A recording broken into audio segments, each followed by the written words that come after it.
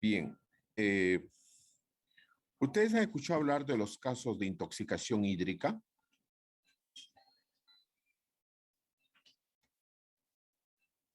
Sí, doctor, creo que he visto alguna vez una de esas competencias americanas de quién toma más agua y los pacientes, uno se murió.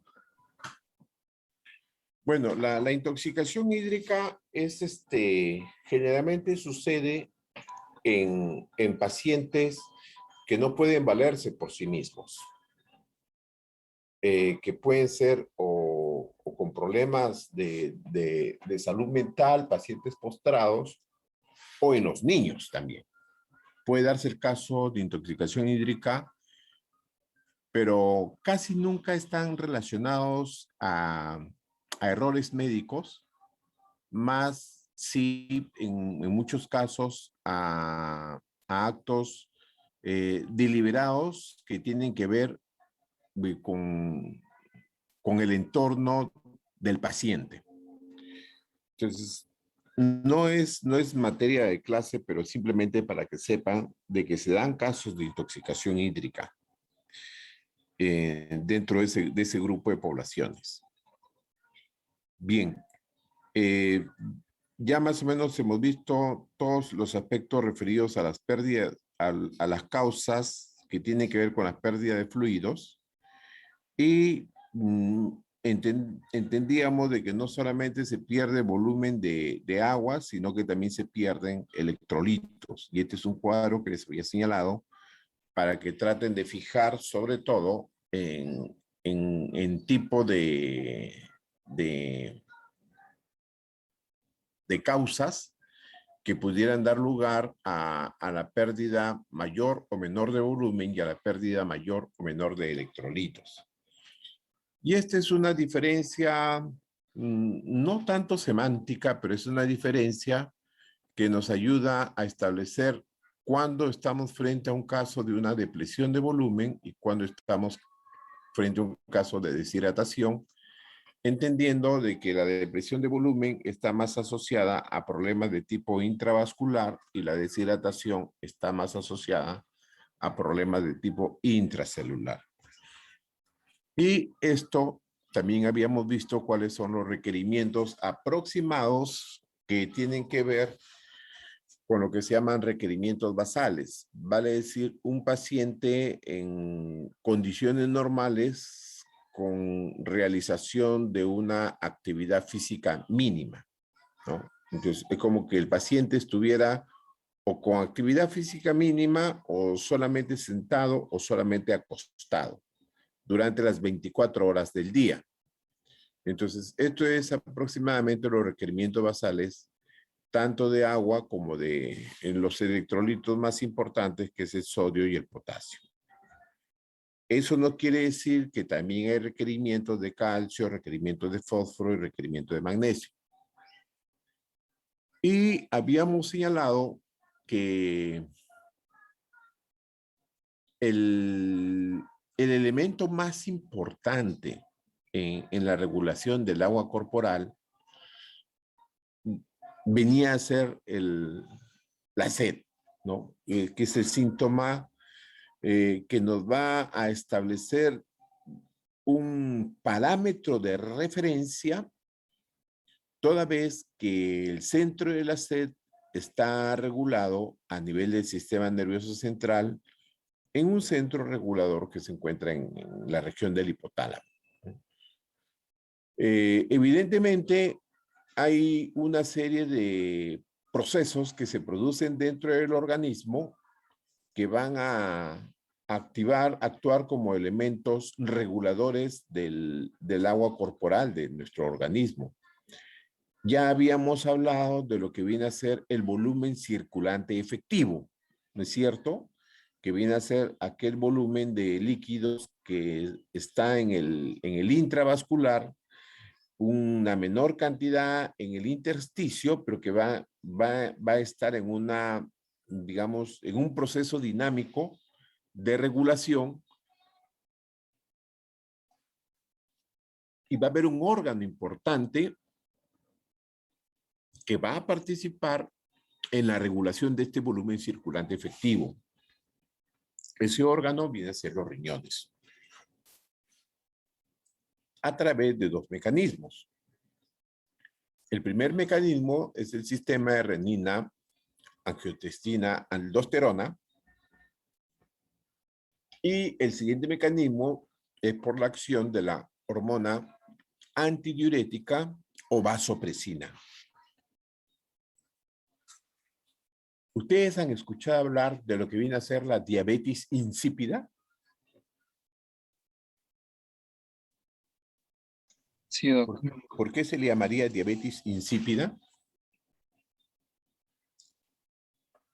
A ver, ¿quién participa? Porque su causa, su etiología, doctor, Edgar, es... ¿no? Sí, Ok. su etiología es independiente de la cantidad de glucosa en sangre. Entonces, no tiene esa característica que es clásica de un diabetes, de una diabetes mellitus, donde la orina es dulce. En teoría, la orina de un paciente con diabetes insípida solamente es por un trastorno en el agua, ¿Y por qué se le llama diabetes? por la cantidad de orina en chorro. Doctor, Entonces, ¿en qué consiste la diabetes insípida? doctor, ¿podría ser, por ejemplo, con, bueno, los síntomas o la clínica que presenta el paciente diabético, que tiene polidipsia, poliuria, polifagia, pérdida de peso? Pero en este caso, como dijo mi compañero, no va a haber la elevación de la glucosa, pero sí va a tener la polidipsia y la poliuria en la diabetes Diana, insípida. Sí, doctor. Diana, ok. ¿Pero por qué se produce? Porque hay una inadecuada presión de A ADH. la DH. Ok. Tiene que ver con la hormona antidiurética. ¿Y cómo está la hormona antidiurética? ¿Está elevada o está disminuida? Disminuida. Disminuida. Está disminuida. Así es. Tiene que ver con la disminución de la función de la hormona antidiurética. Entonces, evidentemente, hay casos en los cuales esta famosa diabetes insípida puede dar lugar a la pérdida de fluidos por la orina en volúmenes importantes, casi por lo regular superiores a los 4 litros. Entonces, si ustedes se imaginan un paciente que pierde volumen de orina superiores a los 4 litros, 6 litros, ¿de dónde está perdiendo ese volumen de orina? ¿A expensas de qué?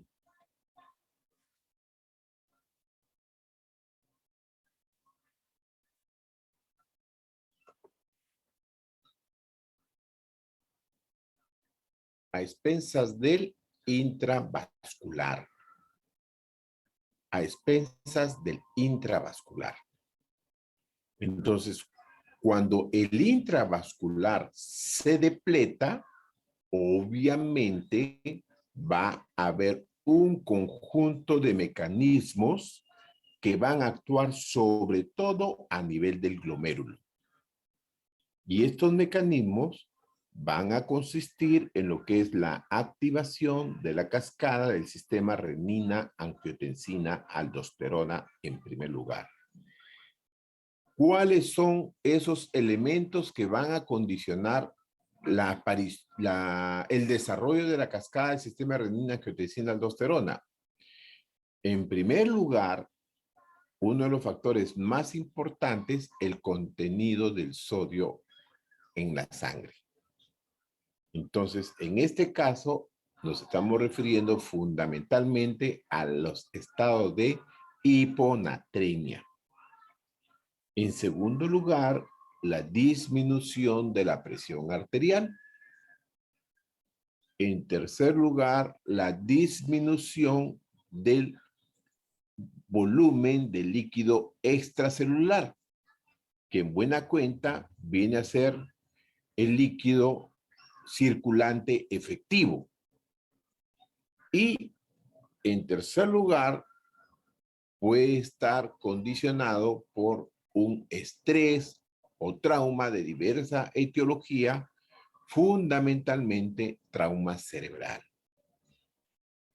Entonces, este es el conjunto de elementos que forman lo que es el aparato yuxtaglomerular, la función específica de las arteriolas aferentes y eferentes, que van a determinar cualquiera de estas tres condiciones el desencadenamiento de la cascada del sistema de renina, angiotensina, aldosterona. Obviamente, el objetivo es producir no una vasodilatación, hay una acción predominante del receptor angiotensina 1 y va a haber una vasoconstricción, una liberación de la aldosterona que subsecuentemente va a condicionar una reabsorción del sodio. Y al hacer la reabsorción del sodio también va a haber reabsorción de volúmenes, de fluidos.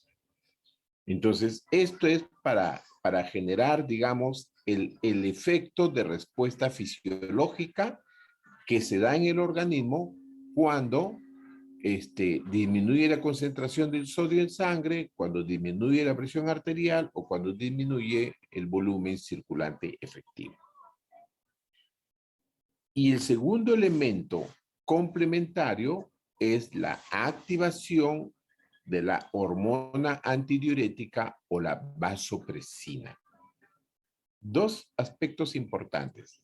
En este caso, digamos, la actuación sobre la cascada del sistema de renina, angiotensina y aldosterona sirvió para que puedan aparecer, en primer lugar, los inhibidores de la enzima conversora de la angiotensina, los inhibidores de la ECA. Y después han aparecido otro tipo de drogas antihipertensivas que son los ARA. En este caso, cuando hablamos de la presencia de la hormona antidiurética o la vasopresina es una droga utilizada cuando queremos actuar sobre el paciente que se encuentra en shock, sobre todo en shock distributivo. Mecanismos: controla la resorción de agua a nivel de los túbulos renales, regula el balance hidroelectrolítico a nivel de los líquidos corporales, aumenta la permeabilidad de las células de los túbulos distales y los conductos colectores de los riñones y finalmente va a disminuir la producción de la orina. O sea, el efecto resultante es la disminución de la producción de orina. O sea, en cualquiera de los dos casos, tanto de la activación del sistema de renina, angiotensina, aldosterona, como la acción de la hormona antidiurética o vasopresina, en ambos casos el objetivo fundamental es incrementar la volemia.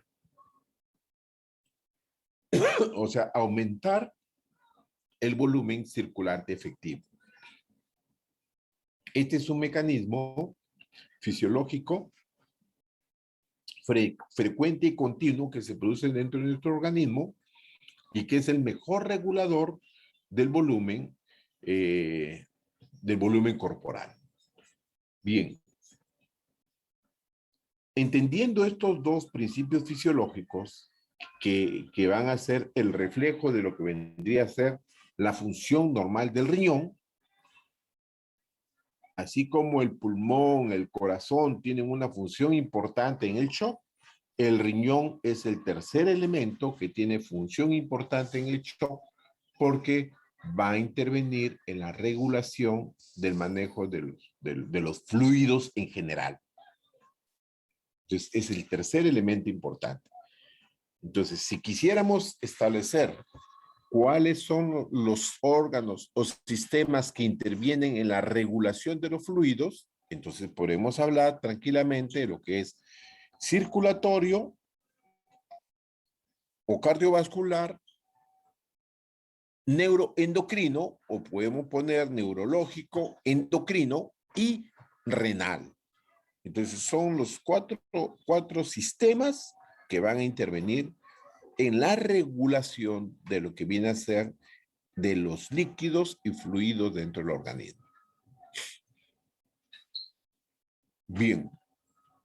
Entonces el riñón hace ajustes finos, su volumen corporal, la concentración de los electrolitos. Cuando nosotros vemos un paciente que pierde fluidos, sea por pérdida directa del intravascular, que van a decir las hemorragias, ¿no? Las hemorragias, o que pierde fluidos por otras causas como son las que hemos señalado, ¿no? Por ejemplo, las pérdidas externas, ¿no? Las pérdidas gastrointestinales, las pérdidas por drenajes, las pérdidas urinarias, que pueden ser pérdidas muy importantes. En estos casos va a haber depresión del volumen sanguíneo. En cualquiera de estos casos va a haber depresión del volumen circulante efectivo. Entonces, en cualquiera de esos casos, siempre es importante tener lo que se llama el cálculo del volumen o porcentaje de las pérdidas que se van a producir.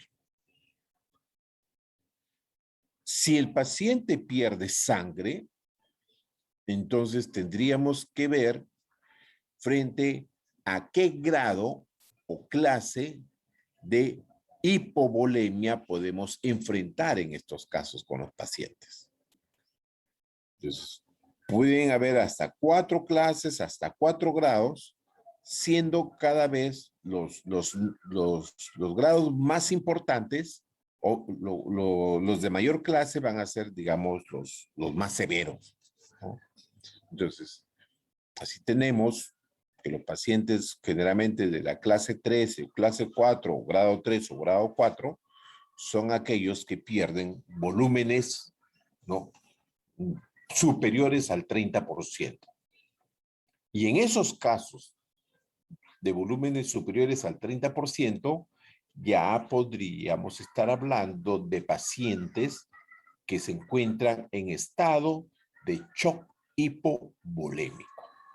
Generalmente las clase 3 y la clase 4 están relacionadas con el shock hipovolémico, que es lo que habíamos mencionado en un inicio con relación a la clase de shock, y que les manifesté que en esta oportunidad íbamos a retomar este tema. Pues bien, entonces, si nosotros tenemos un estimado de volumen sanguíneo, estos valores son valores relativos que nos sirven mucho de referencia, pero evidentemente ahí dentro de ustedes, por ejemplo, compañeros de clase, pueden haber algunos alumnos que pesen entre 50 y 60 kilos y tienen otros compañeros de clase que pueden estar pesando entre 90, 100 kilos o más inclusive. Entonces, dependiendo del área de superficie corporal de cada paciente, se puede tener un estimado de lo que viene a ser el volumen sanguíneo, como habíamos conversado en las clases anteriores.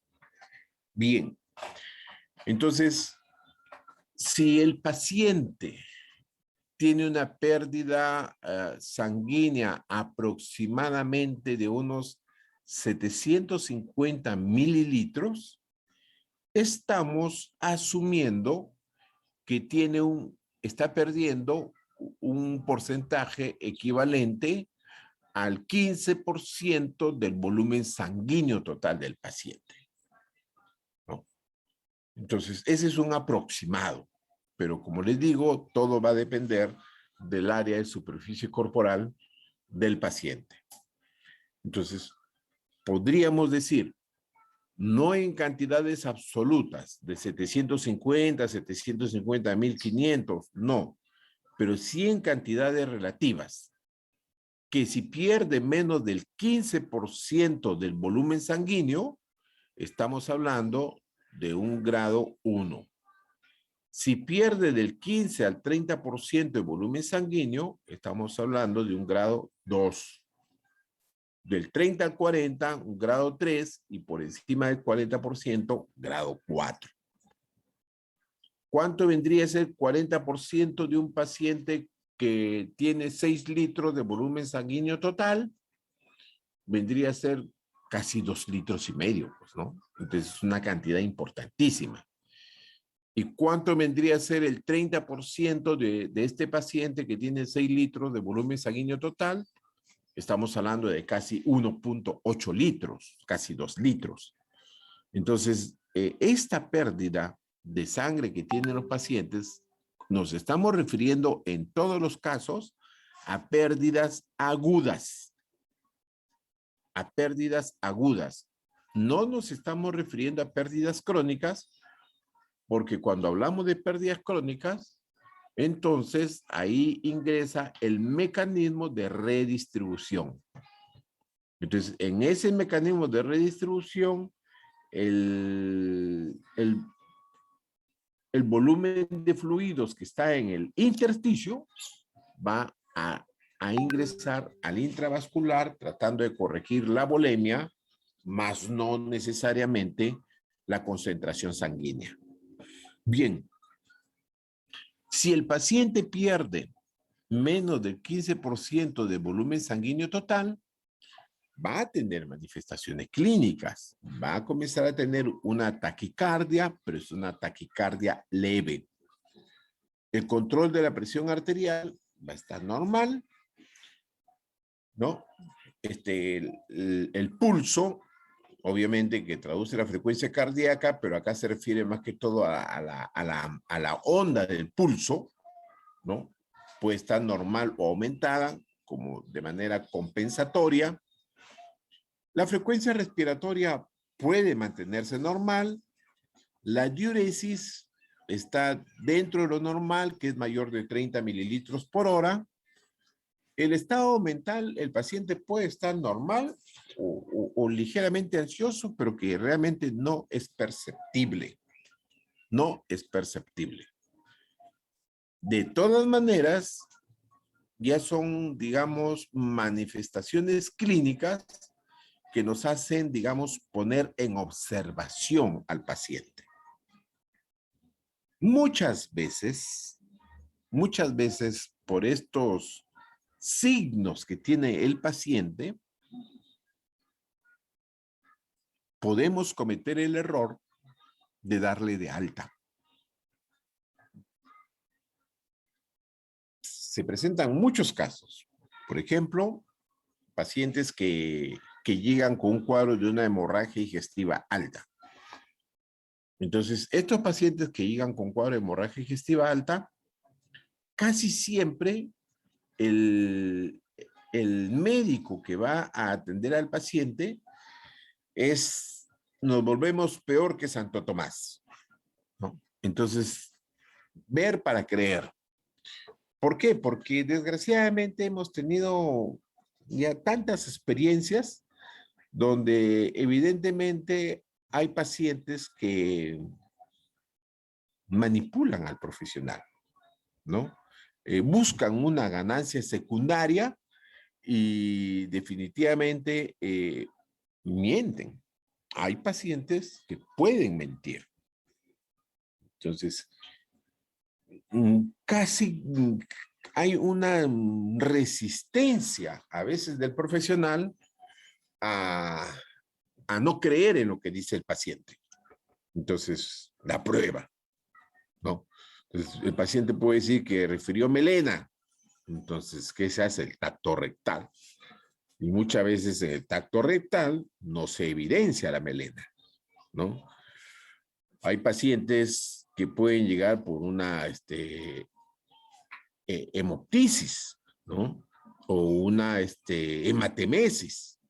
Entonces, el paciente puede decir, he perdido sangre equivalente a 2 tazas en la casa. Pues el médico no le cree, ¿no?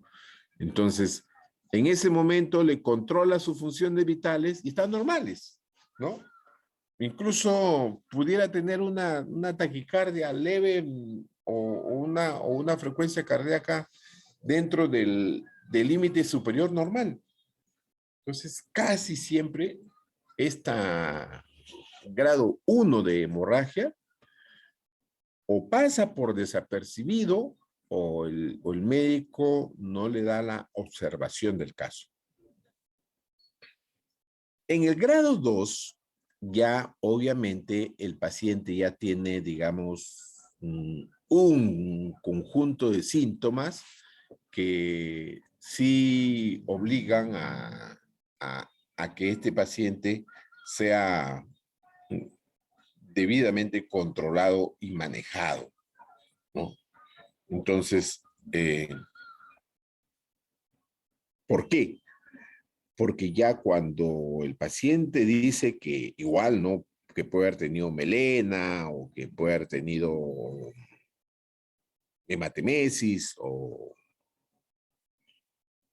una hemoptisis, o que simplemente está pues con un cuadro diarreico que no lo controla, ¿no? O que puede ser un paciente vomitador. En cualquiera de los casos, o que el paciente simplemente llegó con un cuadro de dolor abdominal, punto. Simplemente un cuadro de dolor abdominal. Entonces, el monitoreo fisiológico, cómo está su frecuencia respiratoria, cómo está su frecuencia cardíaca, cómo está su presión arterial, es sustancial. No puede dejarse de hacer un monitoreo fisiológico en estos pacientes. ¿Qué sucede? Que ya la pérdida del volumen sanguíneo, ¿no?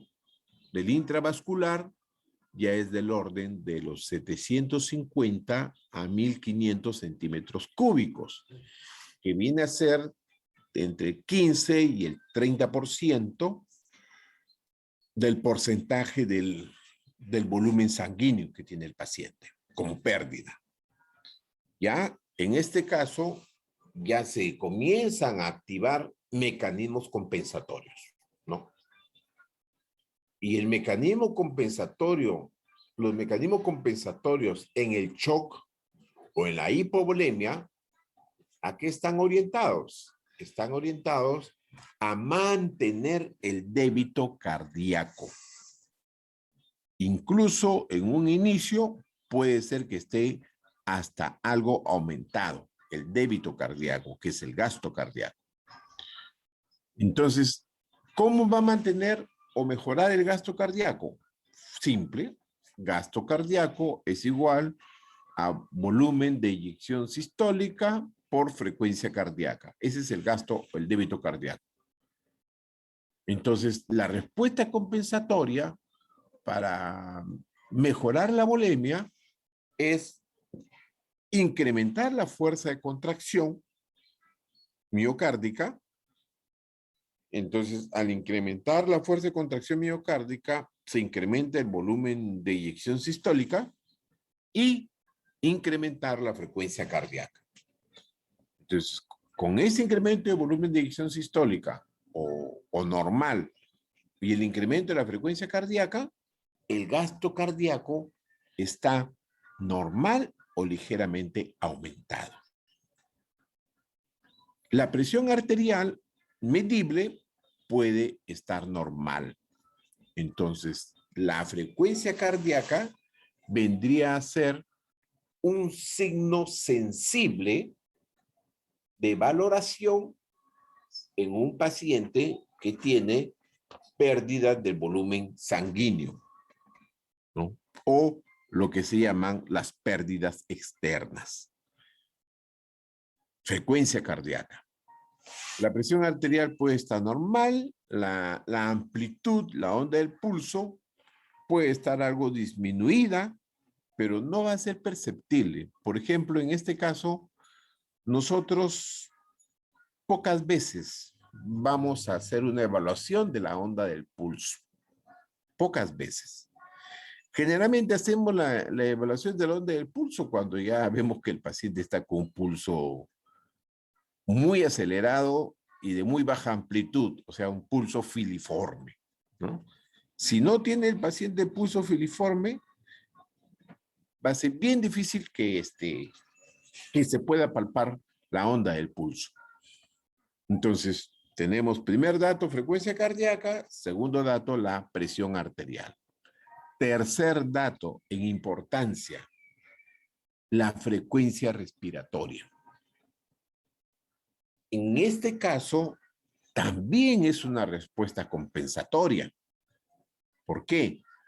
Porque si la causa de la pérdida, sanguínea, del volumen sanguíneo es por una hemorragia, entonces tenemos una menor cantidad de eritrocitos. Y los eritrocitos son los que transportan los glóbulos rojos, la sangre, el oxígeno. Entonces, al haber una menor masa eritrocitaria, obviamente el contenido arterial de oxígeno va a disminuir un poco. ¿Y qué cosa es lo que lo hace compensar? En primer lugar, la frecuencia cardíaca, lo que quiere decir que el eritrocito, al tener una frecuencia cardíaca mayor, hace que el flujo o la velocidad de recirculación sea mayor, en primer lugar. Y en segundo lugar, el incremento de la frecuencia respiratoria, que es para compensar la demanda de oxígeno de los tejidos que en ese momento va a comenzar a incrementarse. Entonces, si ustedes se dan cuenta, estamos hablando hasta ahora de lo que es un monitoreo fisiológico básico que se puede hacer hasta en un centro de salud. Entonces, ¿qué es lo que yo necesito? Simplemente recordarme pues de lo que estamos haciendo en este momento, ¿no? La clase. Y no olvidarnos de que el monitoreo fisiológico, que viene a ser la frecuencia cardíaca, frecuencia respiratoria, presión arterial, están al alcance de cualquier profesional de la salud.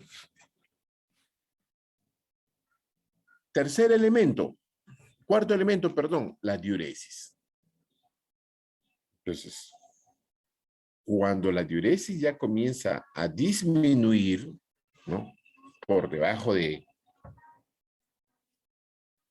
30 mililitros por hora, entonces ahí sí ya tendríamos que preocuparnos. ¿Por qué? Porque ese órgano blanco que es el riñón está siendo afectado porque no le está llegando un flujo sanguíneo adecuado.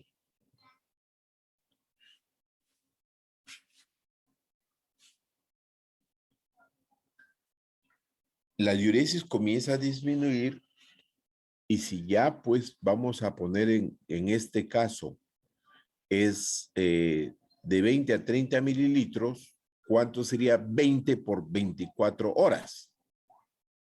¿Cuánto es 20 por 24 horas? ¿Cuánto sería? 480. Lidia, ¿cuánto? 480, doctor. 480. Bien. Y si es 480 de diuresis en 24 horas, ¿qué sería? ¿Normal? ¿Estaría normal? Lidia, No, No, no estaría dormido. ¿qué sería? oliguria. Una oliguria. A ver, ¿quién complementa con Lidia? ¿Desde cuándo hablamos de oliguria? De cuando es menor a 500 mililitros por 24 horas. A ver, Isabela dice que es menor de 500 mililitros por 24 horas. ¿Alguien da una opinión contraria o estamos de acuerdo? Está correcto, doctor. Está correcto. Bien.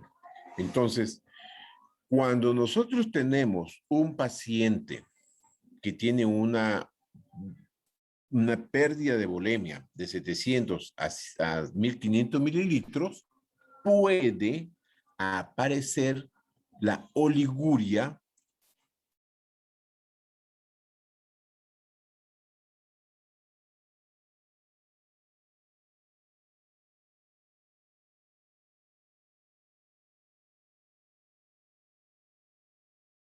normal, no nos preocupamos. Dijimos que estaba bien.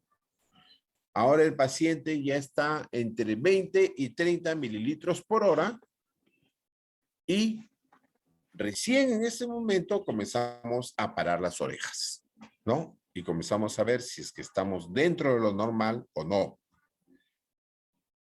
Ya les dije, hasta la clase, hasta el grado 1, es como decir el nivel de agua del iceberg. Es el nivel del agua del iceberg. Por encima de la clase del grado 1, el grado 2 ya es recién comenzamos a ver la parte visible del iceberg. En el grado 2 es la parte visible, pero ya hay como quien dice, un trecho recorrido.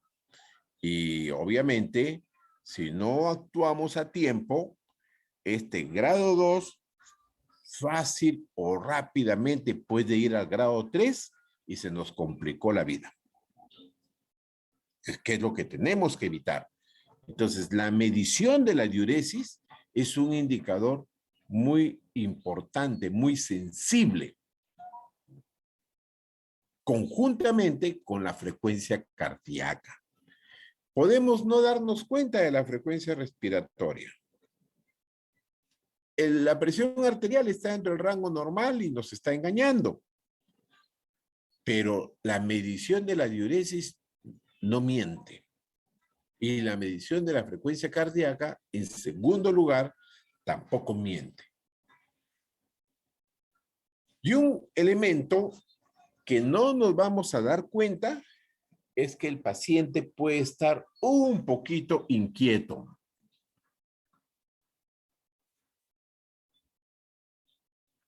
Una moderada ansiedad, ligeramente verborreico pudiera ser, pero sinceramente les digo que clínicamente no nos vamos a dar cuenta ni eso va a determinar. Un momentito, por favor.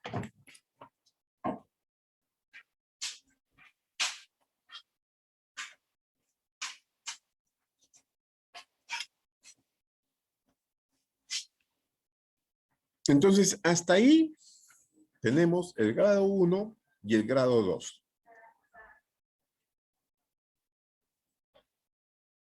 Depresión de volumen y manejo. Preguntas.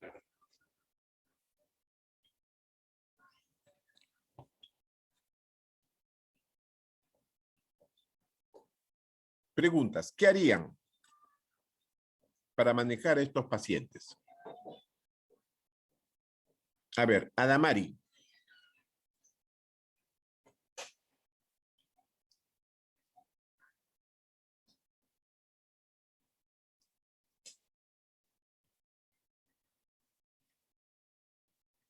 Adamari.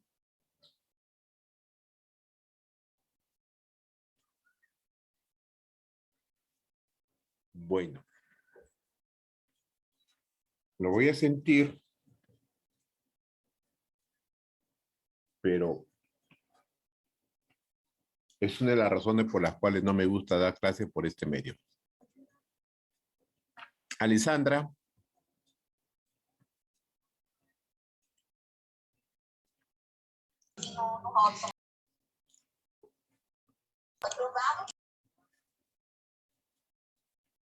Sí, Alessandra, no le escucho. Estaba con problema aquí en el audio, doctor. No entendí su pregunta, doctor. ¿Qué hago frente a un paciente que puede tener un grado 1 o grado 2 de depresión de volumen?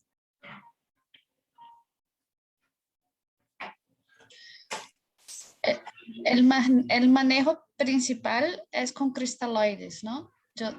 Yo tengo que por ese volumen al paciente con cloruro de sodio a 9%. 0.9. Primero yo creo que lo que tendría que hacer es establecer el diagnóstico, ¿no cree?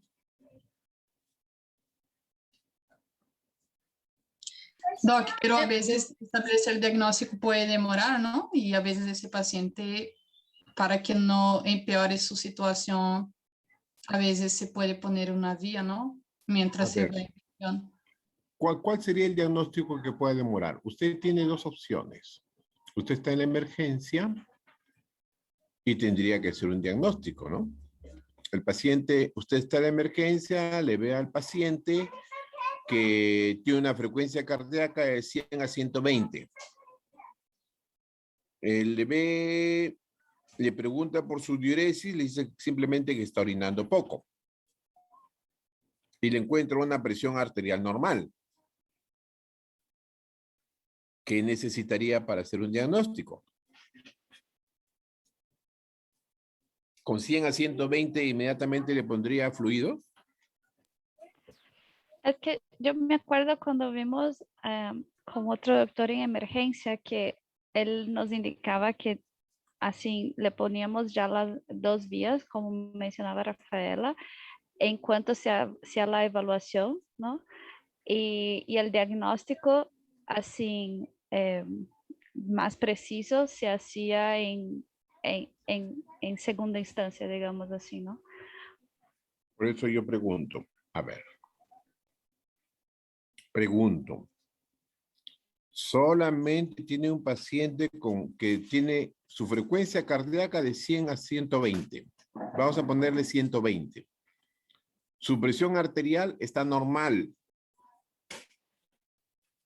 Está 100/60 o 110/50. El valor de presión arterial que usted se imagine, pero está normal. Y su diuresis, el único dato que usted ha recibido es que está orinando poco. Nada más. ¿Con eso usted puede hacer un diagnóstico? Pregunto. No, tenía que ver el motivo por el...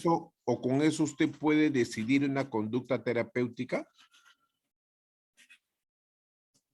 No. Creo que entendí el punto. O sea, tenemos que evidenciar que sí hay una posible hemorragia, ¿no? O sea, Ok.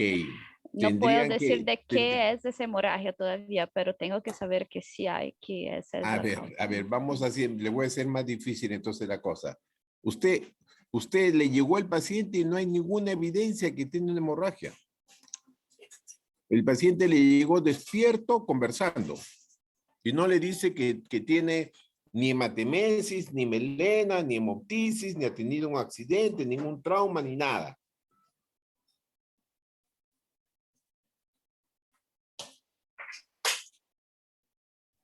Bueno, en este caso yo tendría que tener algo por la queja del paciente, no sé si sufrió un accidente, si algo que me haga sospechar si tiene algún hematoma, porque ahí yo puedo, por ejemplo, hacer un examen de abdomen, puedo dirigir mi examen físico buscando, pensando en esa posible causa de hemorragia, ¿no? Sí.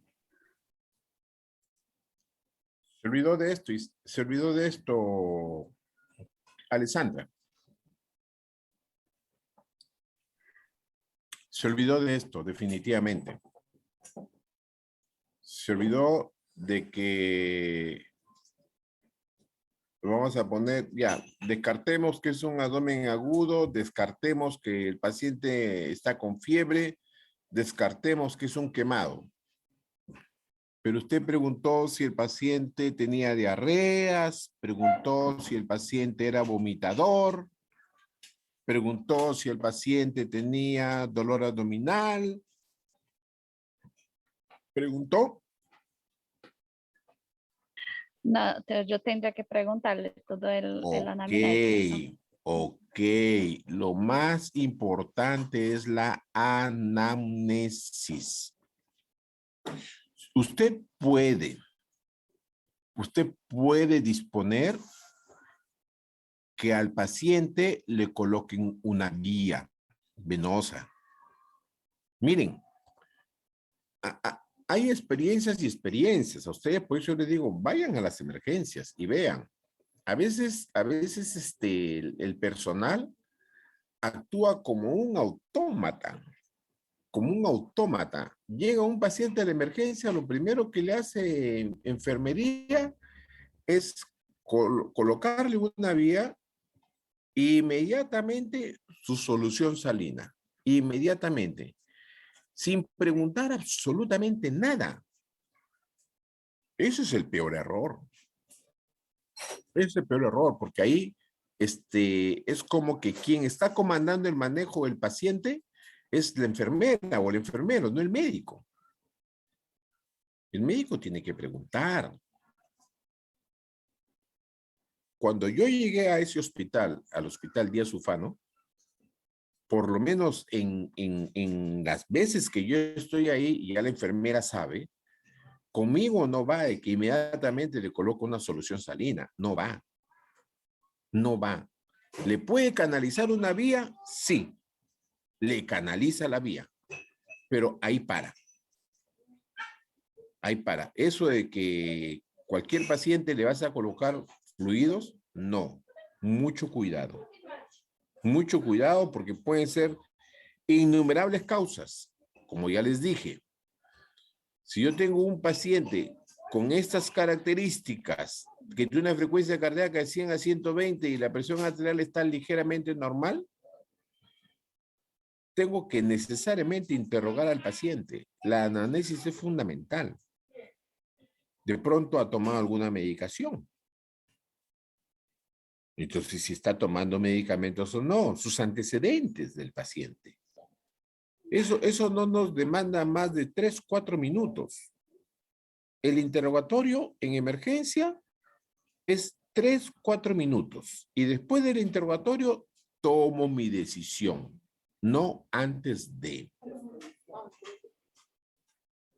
Y como ya les dije, desde la clase pasada, si yo al paciente veo, pues, de que tiene, no sé, pues, los ojos hundidos, y tiene un poco las mucosas secas, lo primero que pregunto, pues, es si tiene sed o no tiene sed. Obviamente estoy viendo si es que el paciente está consciente o no está consciente. Entonces yo tengo que hacer mi diagnóstico de síndrome. No estoy diciendo que me encuentre la causa, pero mínimamente ustedes necesitan hacer un diagnóstico de síndrome. Y en este caso es demostrar que el paciente tenga una depresión de volumen. O si quieren le llaman deshidratado. Demostrar que el paciente esté con signos de deshidratación. Ese es un diagnóstico de síndrome. No es un diagnóstico de causal. Simplemente un diagnóstico de síndrome. Y para eso ustedes no necesitan demorarse más de 3, 4 minutos. Sobre todo porque está dentro del grado 1 y grado 2, que es el grado que yo puedo manejar. Entonces, obviamente, una vez que yo tengo el diagnóstico de síndrome, puedo decir, pásenle infusión de cristaloides. De acuerdo. Si el paciente está con diarrea y no está con vomitador, evaluaré si merece o no merece que le coloque, le utilice la rehidratación oral. Pero casi por lo general, en el grado 1 se puede utilizar la rehidratación oral o cristaloides y en el grado 2 ya se recomienda el uso de cristaloides. Que en este caso nos estamos refiriendo básicamente al uso de solución salina. No destroza, simplemente solución salina. Bien, ¿alguna otra intervención? ¿Alguna otra pregunta?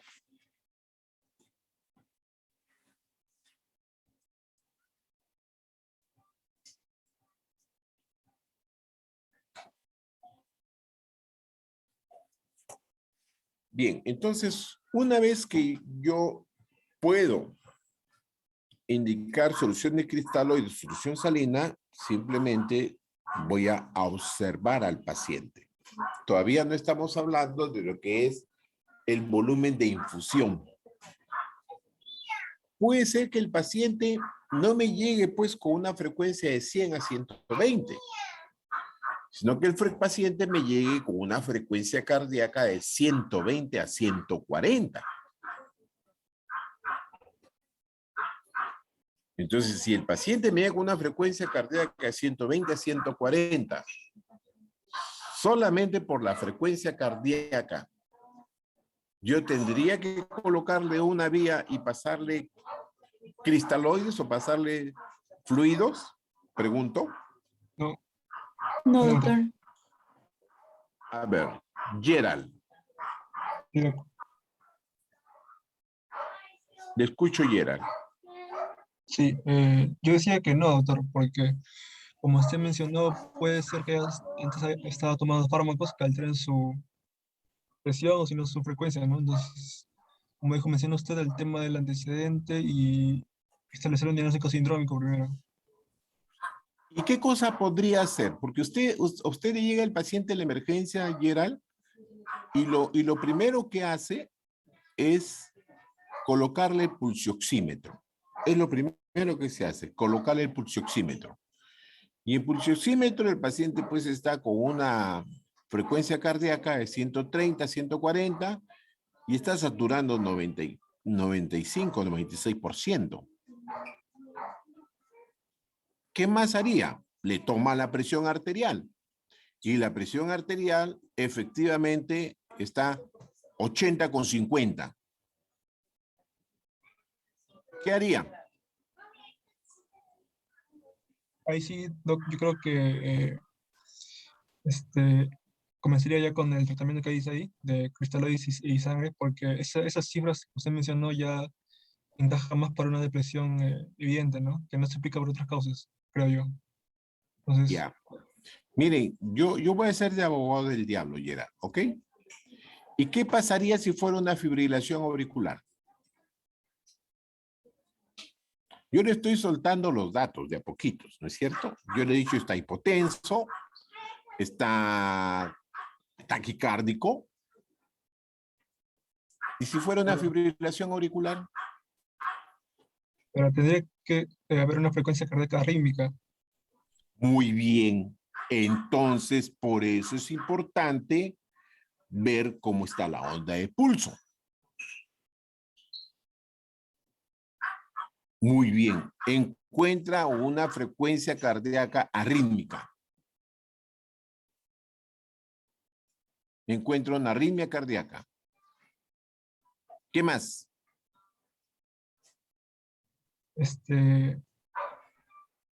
Bueno, eso me indica más que nada que el problema puede ser más que volumen, el tema del corazón, ¿no?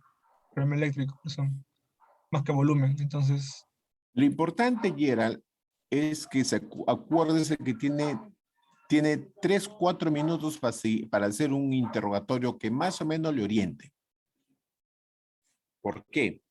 Porque hay casos de pacientes, sobre todo pacientes de edad mayor de 60 años, que son pacientes que pueden tener alguna comorbilidad asociada, pueden ser hipertensos, pueden ser diabéticos, pueden tener alguna otra enfermedad crónica, y que sí, pues, llegan así con esa descompensación y nunca antes han tenido fibrilación auricular. Y hay casos de pacientes que en condiciones de estrés agudo pueden hacer una fibrilación auricular que rápidamente revierte. Entonces, si yo tengo un paciente que está hipotenso y que está con la frecuencia cardíaca aumentada, lo que tendría yo que ver es si estoy en condiciones como profesional de interrogar al paciente, si el paciente está en condiciones de responderme, si el paciente está acompañado de un familiar y el familiar puede ser, digamos, un buen informante o el familiar puede ser simplemente un mal informante. Entonces, en esos casos, vamos a sospechar, vamos a presuponer que ya ustedes están de acuerdo y que se trata de un cuadro de una hipovolemia. Bien, a ver, ¿Qué harían? Ya, Gerald, ya no. Otro alumno. Alexander, de Melo.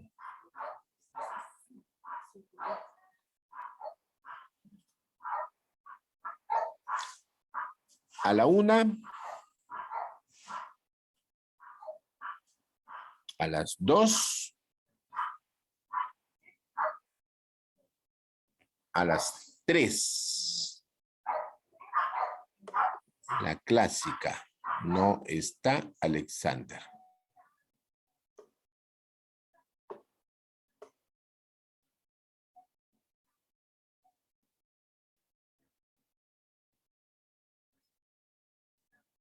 Ok.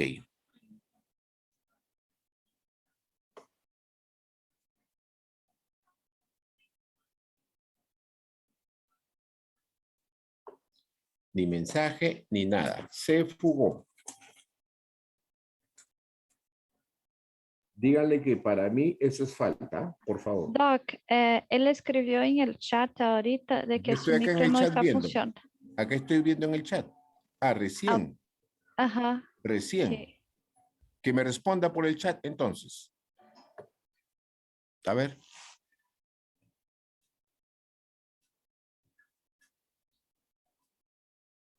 Que me responda por el chat.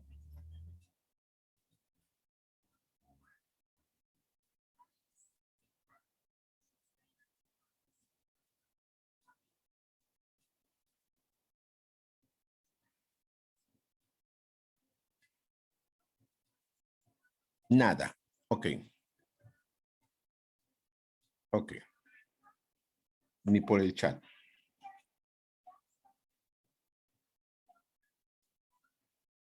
Astrid Lizano.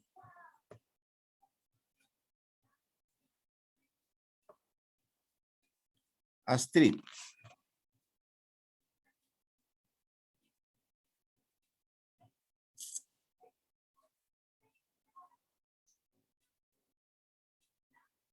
¿Tampoco está Astrid? ¿Tampoco por el chat?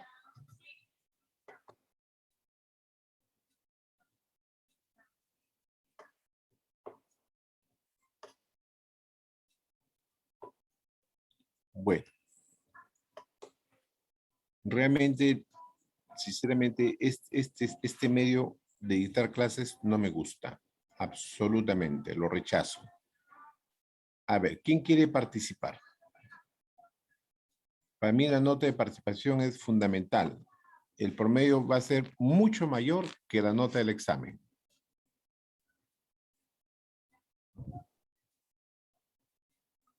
Eric Wilka. Sí, doctor.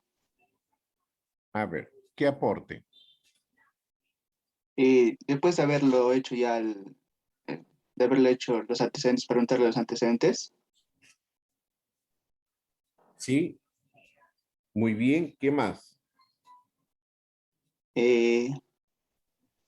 como dijo, ¿no? Usted ya le haría el diagnóstico sindrómico y empezar a actuar con la fluidoterapia. Ya, ¿qué haría? Con cristaloides más sangre. ¿Perdón? Darle cristaloides. Darle cristaloides. ¿Cuál es el cristaloide que conoce? La solución salina, ¿no? Si fuera por depresión, sería isotónica. Ya. ¿Tendría alguna otra forma de determinar que sea por otra causa? ¿Que no sea depresión? Doctor, Sí. en Diana este caso, Villalba. en Sí. este caso, la presión no podría bajar por bueno, las alteraciones que se producen no podría ser porque no, como la frecuencia cardíaca no se está fibrilando, no se está contrayendo bien, ¿no? Entonces, como no se contrae bien, que también es uno de los factores que determina el volumen sistólico, estaría caído, ¿no? Entonces, por ende, el gasto cardíaco y también la presión arterial. Posiblemente corrigiendo la fibrilación auricular, se podría corregir también el otro parámetro. Lo que usted dice está bien, por eso yo les digo siempre más importante, lo más importante es la anamnesis. Pero en este caso estamos asumiendo que el paciente no tiene una pérdida sanguínea, sino estamos asumiendo que dentro del interrogatorio que ustedes han tenido, el paciente tiene una de estas causas externas de pérdidas. Tiene una causa de estas externas de pérdidas. Entonces, de las causas externas de pérdidas, las más importantes, es que sea el paciente vomitador, o sea, paciente con diarrea, o paciente que generalmente esté tomando diuréticos. El uso de diuréticos. Hubo un tiempo incluso que no sé de dónde surgió esa situación, pero había personas que para bajar de peso comenzaron a usar diuréticos, ¿no? Y evidentemente comenzaron a tener cuadros de depresión de volumen. Entonces, lo importante era la determinación. Entonces, en este caso, por ejemplo, si estamos en el grado 3, estamos asumiendo de que el paciente tiene una frecuencia cardíaca de 120 a 140, que tiene una presión arterial disminuida, como usted misma dice, el paciente puede ser un fibrilador y como consecuencia de la fibrilación esté con ese cuadro. Perfecto, puede ser un fibrilador, pero para eso es la anamnesis. Y la anamnesis le dice que el paciente pues está con vómitos y con diarrea. ¿Me dejo entender, Diana? Entonces, usted ya amplió su cuadro clínico, perdón, su interrogatorio, y el paciente le ha dicho que está con vómitos y con diarrea. Entonces, doctor, tienen que definir básicamente el diagnóstico sindrómico para ir a lo que es el manejo del paciente. Entonces, el paciente no tiene antecedente de ser fibrilador. El paciente no tiene antecedente de tener una enfermedad cardíaca. El paciente no tiene antecedente de estar tomando ningún medicamento. Entonces, yo pregunto, Diana, si el paciente no es fibrilador, no tiene antecedente de enfermedad cardíaca, no está tomando ningún medicamento, ¿qué le sugeriría? Entonces, y el paciente está con vómitos, el paciente está con diarrea, ¿qué le sugeriría? En ese caso sí lo hidrataríamos al paciente, ¿no? La fluidoterapia. Claro. Entonces, en general, yo lo que voy más que todo es que no se olviden de su interrogatorio. No se olviden de su interrogatorio. Imagino que en los conversatorios clínicos patológicos que ustedes han tenido o tienen, el médico encargado de monitorear el conversatorio clínico patológico tiene que insistir con ustedes en que hagan cuanto más posible el interrogatorio. Cuanto más preguntas hagan, mejor. Bien. doctor, Entonces, sí. dos consultas. En los pacientes, en este caso, ¿hay alguna indicación? Porque lo que Diana dijo es algo bastante interesante. Supongamos que el paciente, supongamos no, en este caso el paciente está normal, no tiene ninguna comorbilidad, pero ¿hay un tiempo específico en cuánto tiempo deberíamos pasar máximo la solución de cristaloides? O sea, ¿cuándo no es pasar muy rápido, perdón? Porque el paciente se puede encharcar, ¿no? Ya. En primer lugar, todo va a depender del cuadro clínico. Y el cuadro clínico es el que a usted le va a determinar si el paciente es un grado 1, grado 2, grado 3 o grado 4 de depresión de volumen. O sea, si ha perdido menos de 15%, está perdiendo de 15 a 30, de 30 a 40 o más de 40. En primer lugar, cuadro clínico. En segundo lugar, nos olvidamos que el paciente tenga vómitos, nos olvidamos que el paciente tenga diarreas. Pero el paciente, y eso sí, por ejemplo, lo dice la familia. La familia siempre dice eso, el paciente es diabético. ¿Qué harían? Le respondo a usted, Bruno. ¿Qué haría? La familia dice que el paciente es diabético. Bueno, yo pensaría, no sé, puede estar pensando muy, muy lejos, pero yo pensaría probablemente en un problema renal también, ¿no? Si es diabetes de larga data. Ya, pero ¿y por qué piensa en un problema renal y por qué no piensa que si el paciente es diabético está teniendo una diabetes mellitus descompensada? ¿No Sí, también, sería eso claro. lo primero que tendría que pensar? Sí, sí, sí, sí. Claro, o sea, siempre, o sea, acuérdense que su abecedario es de la A a la Z y sus alternativas van a ser de la A a la Z. Pero acuérdense siempre de su ABC. Entonces, si el paciente es diabético y el paciente está con una frecuencia cardíaca de 120 por minuto, está hipotenso, entonces, lo mínimo pues que yo le hago, controlarle una glucosa, ¿no? Y si el paciente está pues con una glucosa por encima de 450, de 500 o 350, ¿no? O cualquier valor, pero de glucosa altísima, entonces, ¿qué cosa tendría que pensar? Tendría que pensar que este paciente está en cualquiera de estas pérdidas externas. Por ejemplo, puede ser, es una pérdida urinaria, ¿no? Una pérdida urinaria, ¿ve?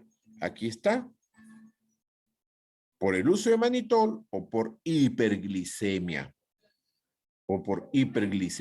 Entonces, una pérdida externa, una depresión de volumen. Entonces, y hasta el cansancio, yo les digo, ¿no? Entonces, lo primero que le preguntaría al paciente, ¿tiene sed o no tiene sed?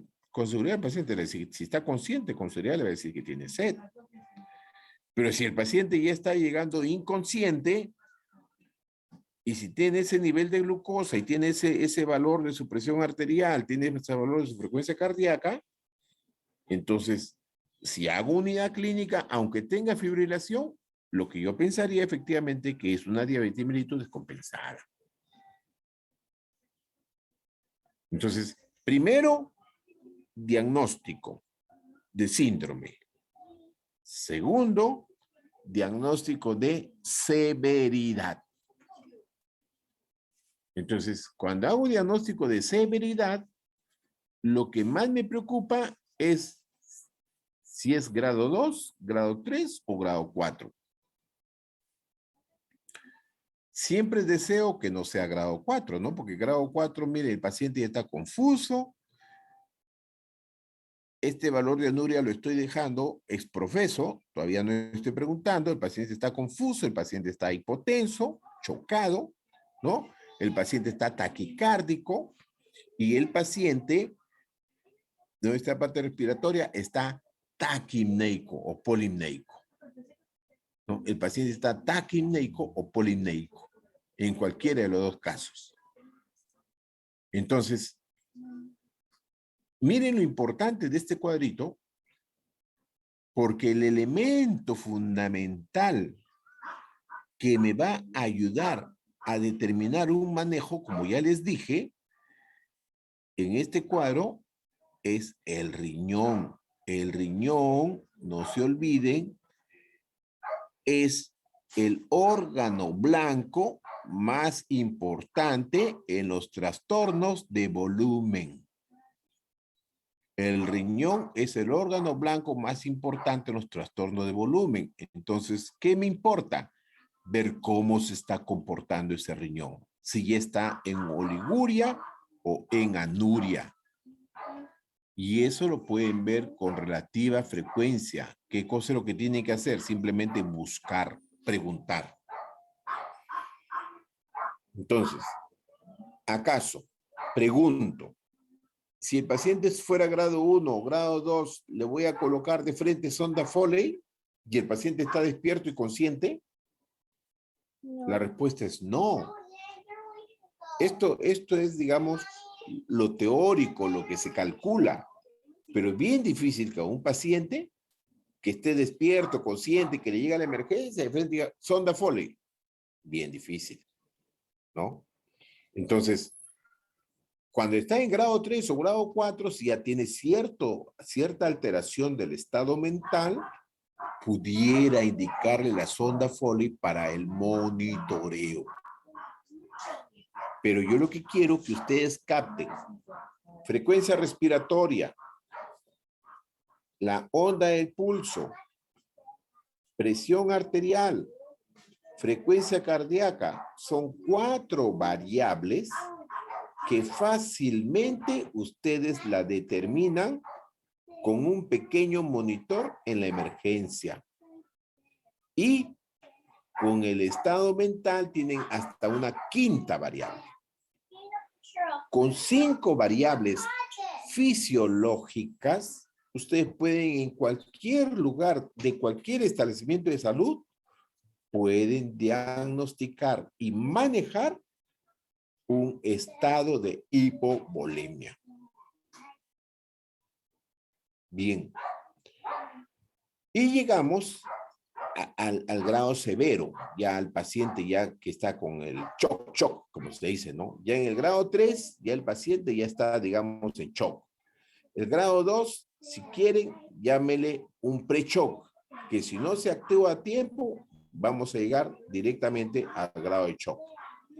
Y el grado 4, pues ya está en un shock severo que tenemos que actuar sí o sí, ¿no? Si nos llega un paciente en estas condiciones, con una frecuencia cardíaca por encima de 140, con una presión arterial muy disminuida y hasta con anuria, discúlpenme, o ese paciente no se quiere o la familia no quiere a esa paciente, porque ya llega en un estado de shock avanzado. Este es un estado de shock avanzado. Bien. Lo mismo que hemos hablado para las causas externas, es la misma interpretación para pérdidas externas, es la misma interpretación que si nosotros tuviéramos pérdidas internas. Sobre todo, las pérdidas sanguíneas, ¿no? Pero obviamente las pérdidas sanguíneas son mucho más evidentes, ¿no? Que el paciente sea un politraumatizado, que el paciente tenga una herida por arma de fuego, o tenga una herida por arma blanca, o que el paciente llegue con cuadro de dolor y obstrucción intestinal. O sea, ya son situaciones que nos van a ayudar a tomar una determinación dependiendo de la condición. Entonces, por favor, no es que quiera entrar en contraposición con ningún otro colega, pero su primera medida está muy bien canalizar una vía venosa. Si quieren canalizar 2 vías venosas, canalicen 2 vías venosas. Desen 5 minutos para hacer un interrogatorio apropiado y después de esos 5 minutos tomen una decisión. Entonces, en 5 minutos el paciente no se les va a ir. Pero en 5 minutos usted va a tener la idea más clara de qué paciente están manejando. Entonces, estos parámetros fisiológicos que yo les estoy diciendo, obviamente tienen que ir de la mano con el cuadro clínico. Entonces, la anamnesis es fundamental. A ver, ya que ustedes no me preguntan, yo mismo me voy a preguntar. ¿Y qué sucedería si es que el paciente simplemente ha sido encontrado en la calle y ha sido llevado por una tercera persona a la emergencia y no sabe ningún dato? A ver, ¿qué sucedería? Bruno. Bueno. ¿Qué haría?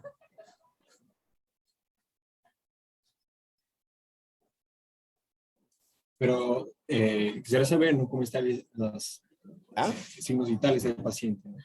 Ya está. O sea, ya le estoy diciendo los signos vitales. Tiene una frecuencia cardíaca de 140, una presión arterial de 80,50, una frecuencia respiratoria de 35 y está inconsciente. Sí, hay una, de acuerdo, ¿no?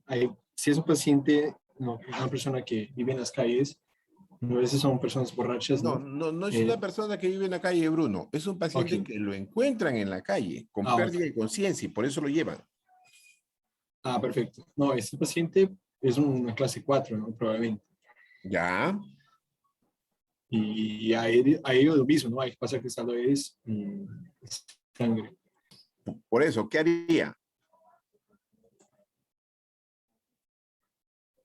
Bueno, si está inconsciente, no hay ni un dato de otra persona para saber algún antecedente o el motivo. Primera cosa es fluidoterapia, ¿no? He visto, por ejemplo, lactato-ringe, paso sangre también, y después empiezo a investigar, ¿no? Si el paciente tiene algún otro comorbilidad. Por ejemplo, tiene alguna FA, Ya, pero no tiene ningún dato, o sea, no tiene nadie que le informe nada. O sea, lo que usted está diciendo es lo correcto. Ya no avancemos más. En ese caso, pues, me ahorro mis 5 minutos, pues, ¿no? En ese caso, me ahorro mis 5 minutos. Lo único que yo tendría tiempo en ese momento es de decirle a la enfermera, pónganlo en la camilla, monitoricen sus funciones vitales y nunca se olviden y hagan un control de glucosa. Eso es lo que tendría que hacer Bruno. Un control de glucosa. Sí, justamente. Este paciente puede estar hipoglicémico, ¿no? Normalmente esos pacientes, los puede estar borrachos, hipoglicémico o puede estar hiperglicémico. Sí. Ahí hay que darle glucagón si es el caso. Lo más probable es que esté hiperglicémico. Pero no quita que no sea hipoglicémico. Ojo. Entonces, ahí se ahorran sus 5 minutos, canalizan vía, ¿y en cuánto tiempo sale el hemoglucotés?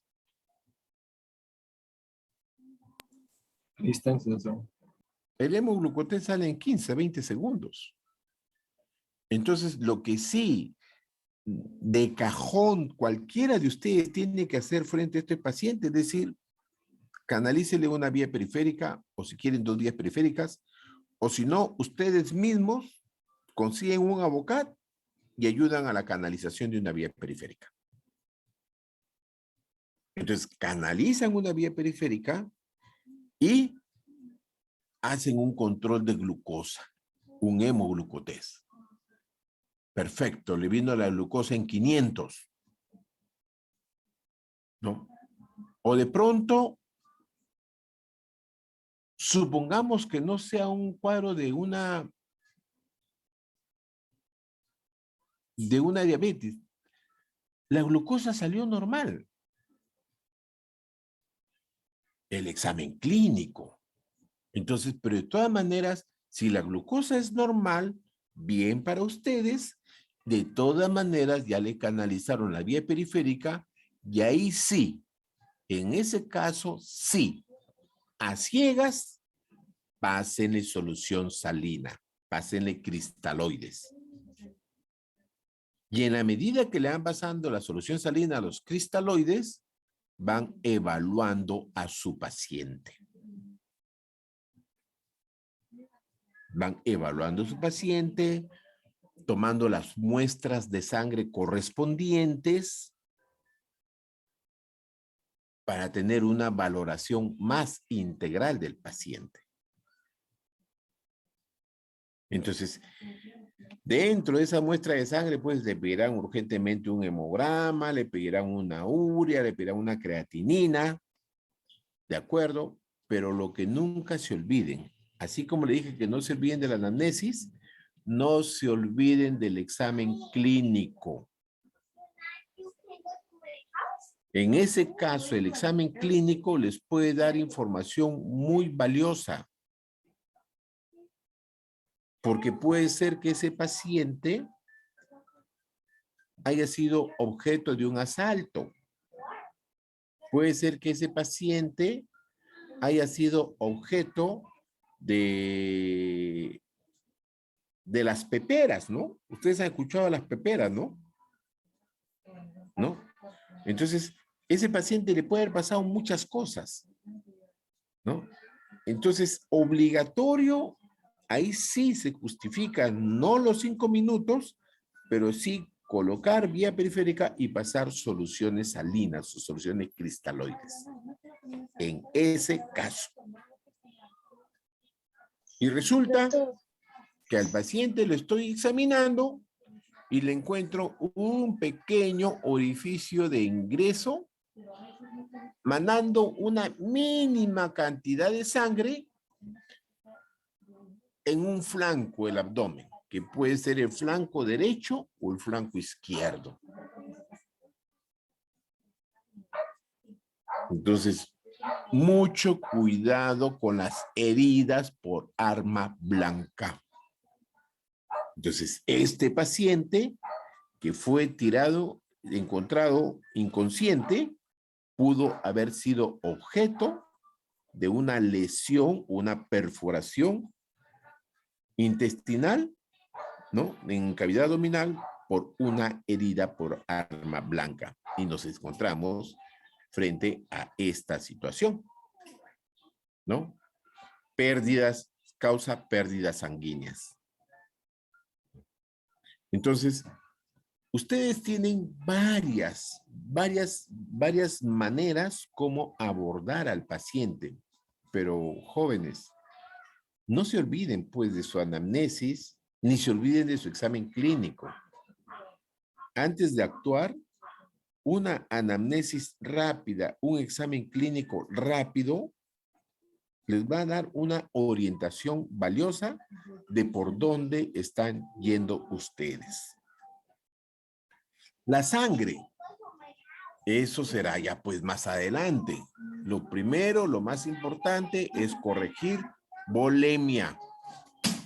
Y en segundo lugar, de acuerdo a necesidad, el paciente requerirá transfusión sanguínea.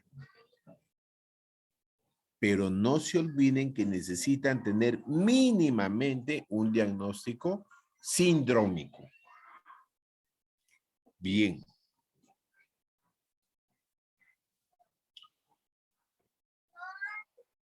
Bruno hizo una pregunta, y no me he olvidado, Bruno, es ¿qué volumen pasar? Entonces yo le diría, el volumen de fluidos que se va a pasar en un paciente es muy variable. Va a depender de la severidad. Grado 1, grado 2, grado 3, grado 4. Generalmente va a depender del estado hemodinámico. Y el estado hemodinámico me lo va a dar la frecuencia cardíaca, la presión arterial y la diuresis, ¿no? Y la onda del pulso, clínicamente. Entonces va a depender del estado hemodinámico del paciente. Pero hay un margen. Hay un margen que yo puedo manejar. No es una regla exacta, no es una regla de oro, ¿no? Pero esto se lo voy a explicar después. Pero lo que quiero que vean es que de acuerdo a este cuadro, miren, el paciente puede tener un valor de pérdida sanguínea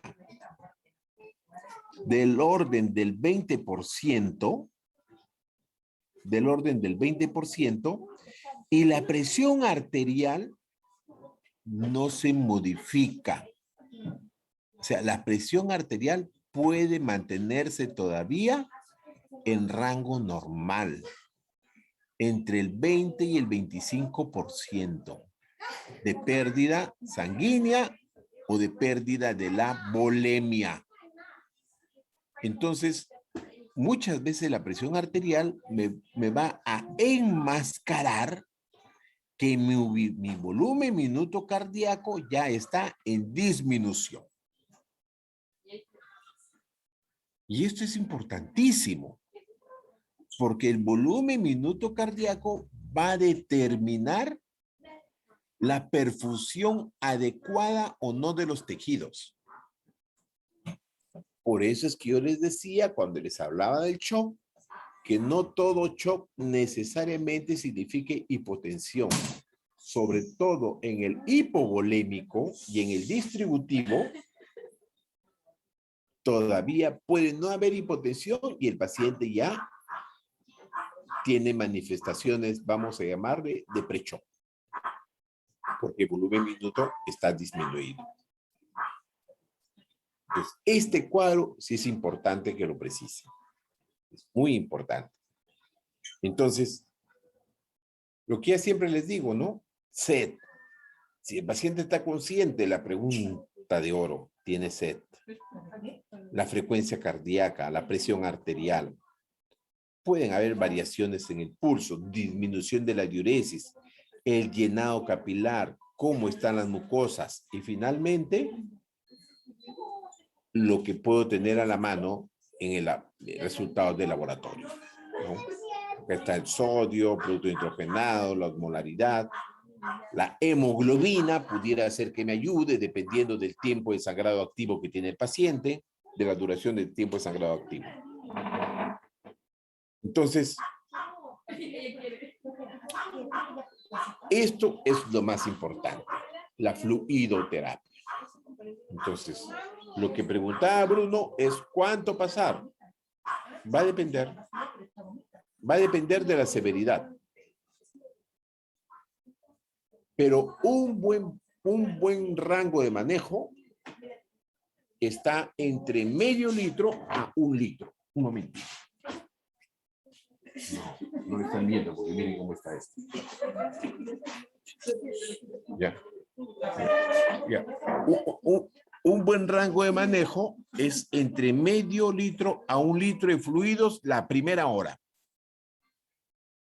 La primera hora. Pero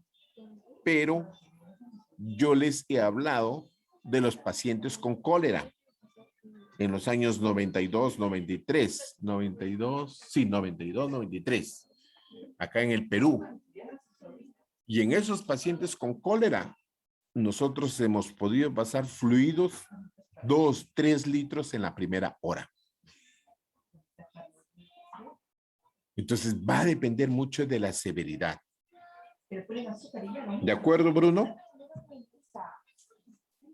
Perfecto, doctor. Pero un rango de manejo que pueden tener ustedes tranquilamente, si el paciente puede ser incluso clase 2 o clase 3, grado 2, grado 3, un buen rango de manejo, como le digo, es desde medio litro a 1 litro hasta 2 litros.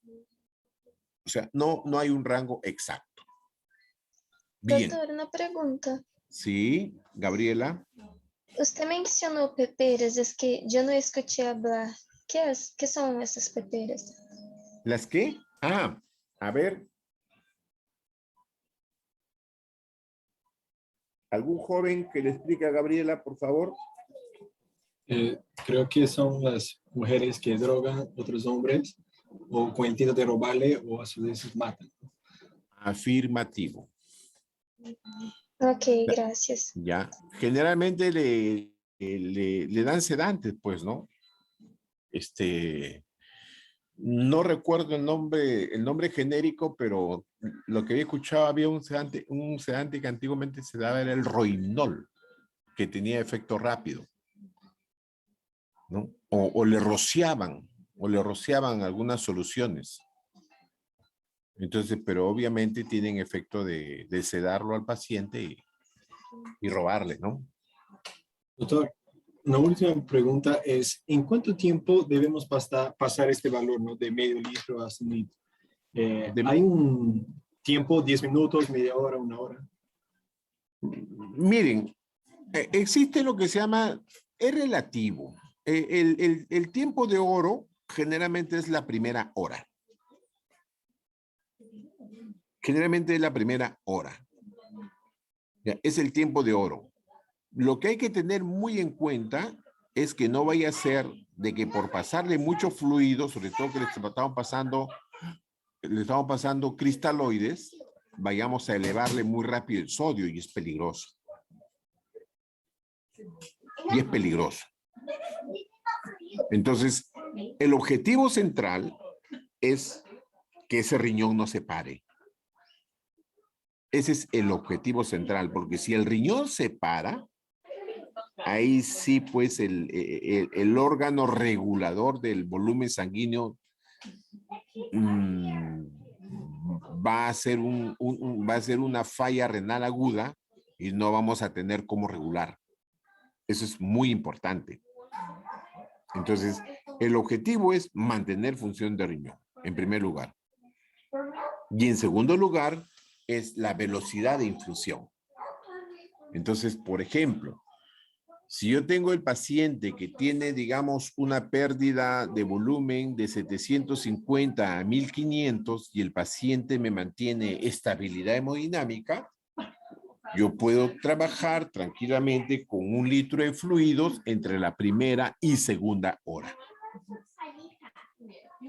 Pero si yo tengo un paciente que tiene un volumen de pérdida de fluidos por encima de 1500, que va a ir de 1500 a 3 litros o más, o sea, entre grado 3 y el grado 4, tiene manifestaciones importantes de depresión de volumen. Y como le digo, en esos pacientes mandatorios sonda Foley para hacer un control riguroso de la diuresis. En ese paciente, yo recién le estoy mandando los resultados. Lo que pudiera mandarle en ese momento que me traiga un resultado rápido sería un dosaje de gases en sangre arterial, un AGA. Pero no todos los centros de salud ni todos los laboratorios tienen AGA para dosaje de gases de sangre arterial. Entonces solamente eso está en hospitales.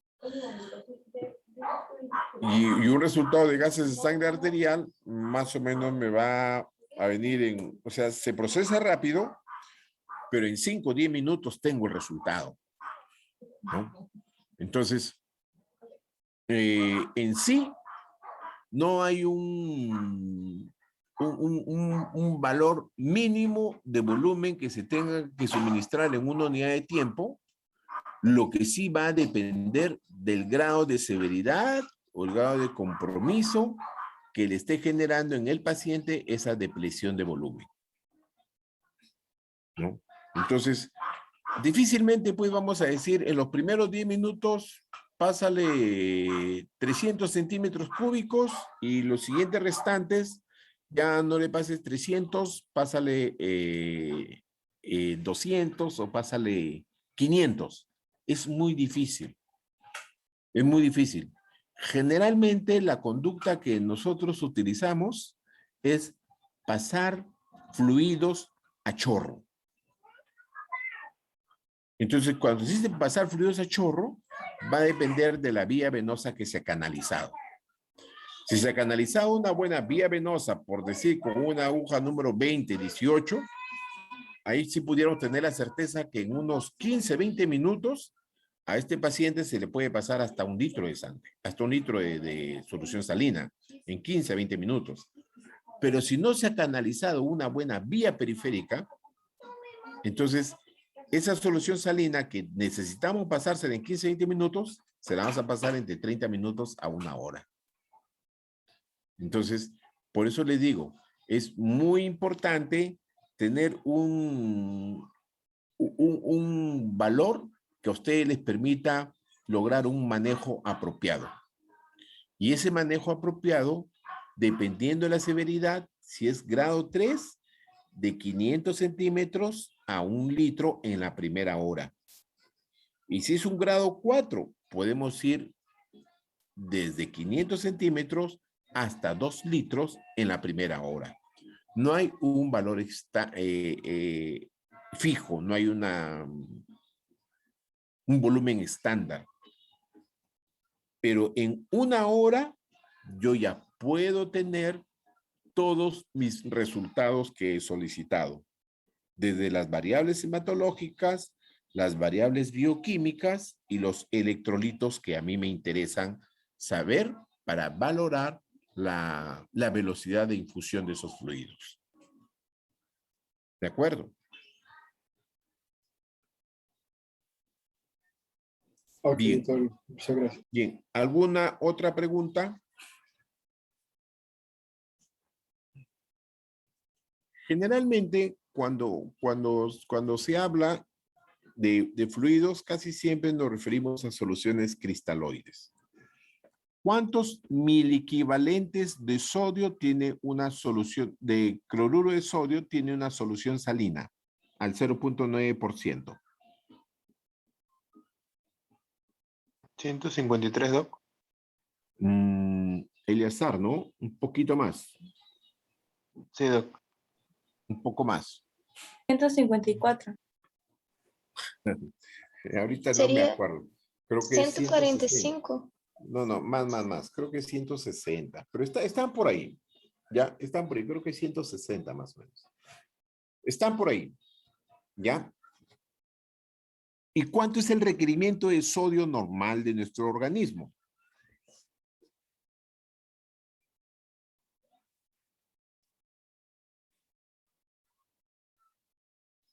¿Cuánto es? 140, más o menos, sí. ¿Cómo se olvidan, no?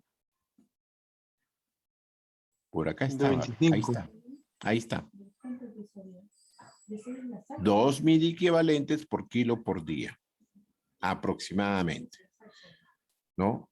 Entonces, potasio, 1 miliequivalente por kilo por día. Y el cloro, 2 miliequivalentes por kilo por día. Porque normalmente el cloruro y el cloruro se van de la mano. ¿No? Y de agua, aproximadamente son 35 mililitros por kilo por día. Teniendo rangos de 20 a 50 en el agua, de 0.7 a 3.6 en el sodio, de 0.7 a 2.1 en el potasio y de 0.7 a 3.6. Pero, ¿qué sucede si es que nosotros, por decir, este paciente que llega con una depresión de volumen, tiene un sodio de 130 y luego que le he pasado 2 litros, tiene un sodio de 138. ¿Qué sucedería?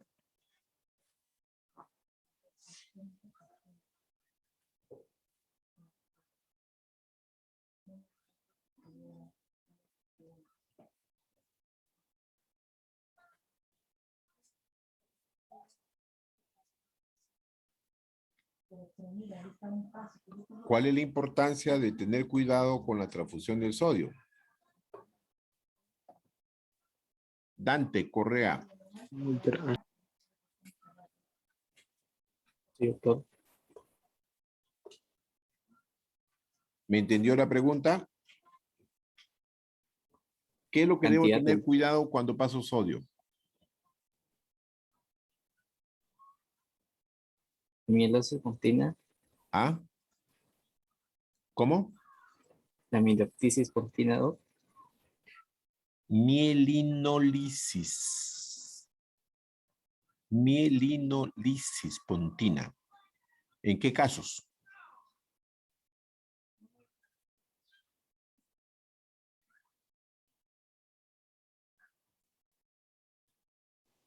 Doctor, No, déjelo a su amigo, no le sople.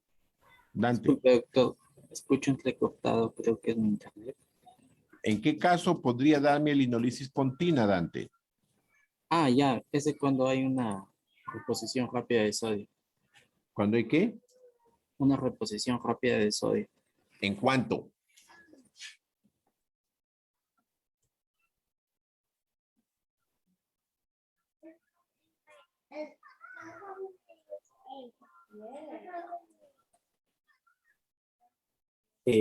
No recuerdo muy bien, creo que es mayor a 10.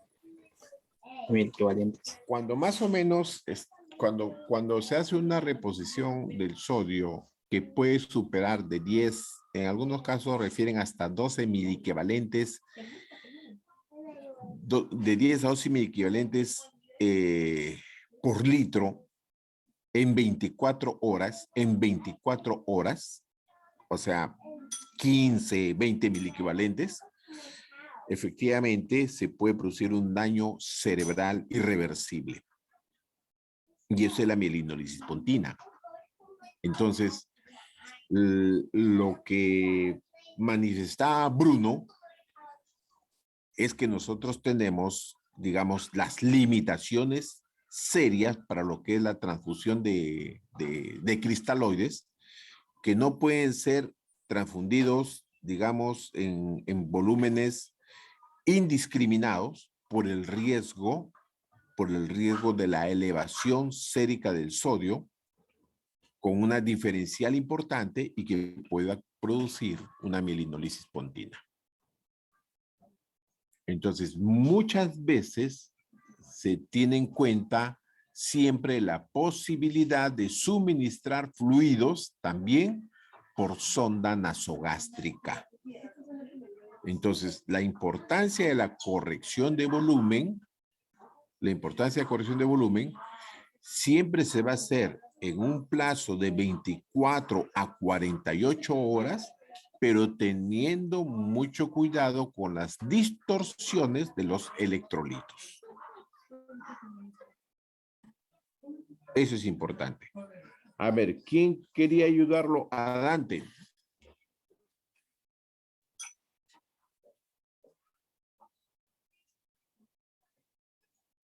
Doutor, yo tenía una pregunta. Sí, Gabriela. Esta desmielinisis está relacionada solamente con este hecho de la diferencia de miliequivalentes o también con la severidad de hiponatremia? Sí, claro, o sea, en sí lo que nosotros tenemos que evitar es la corrección rápida de la hiponatremia y la corrección rápida de la hipernatremia. En sí se tienen que evitar las dos cosas.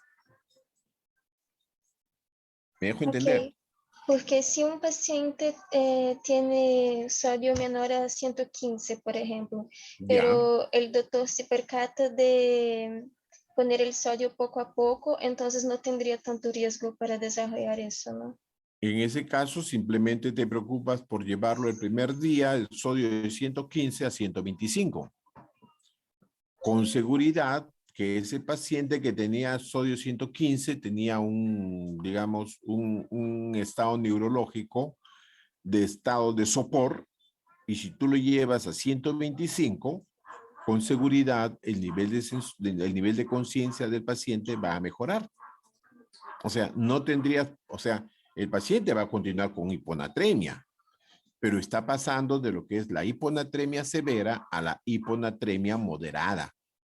O sea, la corrección no tiene por qué hacerse de manera absoluta al 100% en las primeras 24 horas. Las correcciones tienen que ser progresivas. Perfecto, Doc, gracias.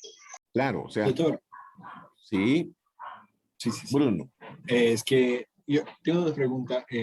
Además de eso, ¿hay algo tan importante cuanto percatarse de la mielinólisis pontina con otros electrolitos?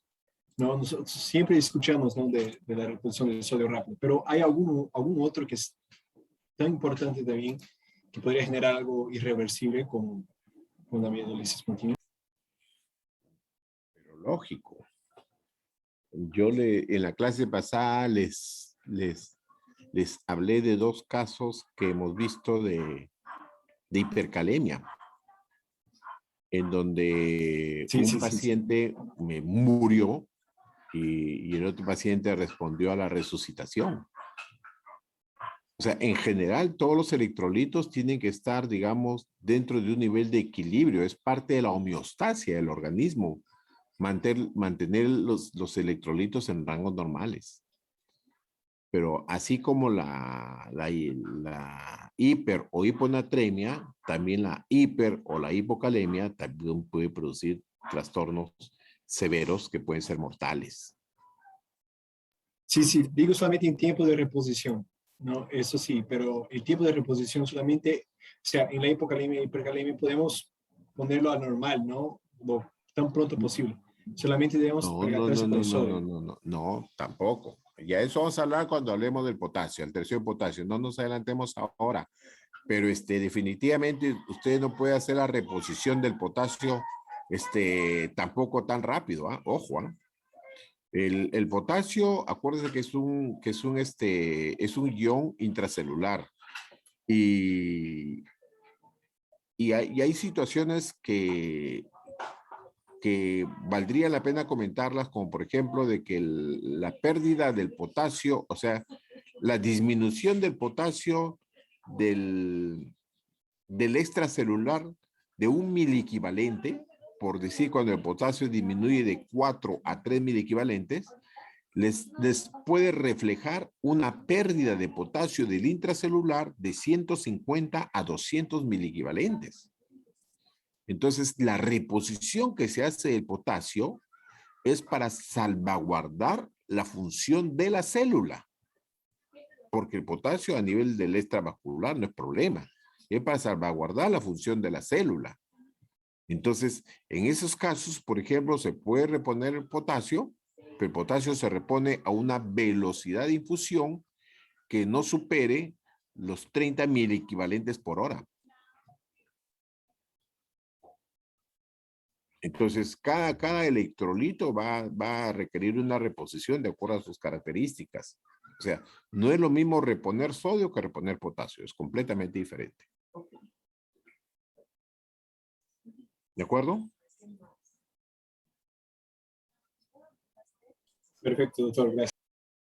Ok. ¿Alguna otra pregunta? Bien. Para la próxima clase ya entramos de lleno a lo que es los electrolitos, la reposición, la hiponatremia, la hipernatremia, la hipocalemia, la hipercalemia. Eso es todo por el día de hoy. Está bien, doctor. Muchas gracias. Ya. Buenas Gracias, tardes. doctor. Gracias, Hasta doctor. luego. Gracias, doctor. Hasta luego. Gracias, doctor. Buenas tardes. Gracias, doctor. Buenas tardes. Ya, jóvenes, hasta luego. Gracias.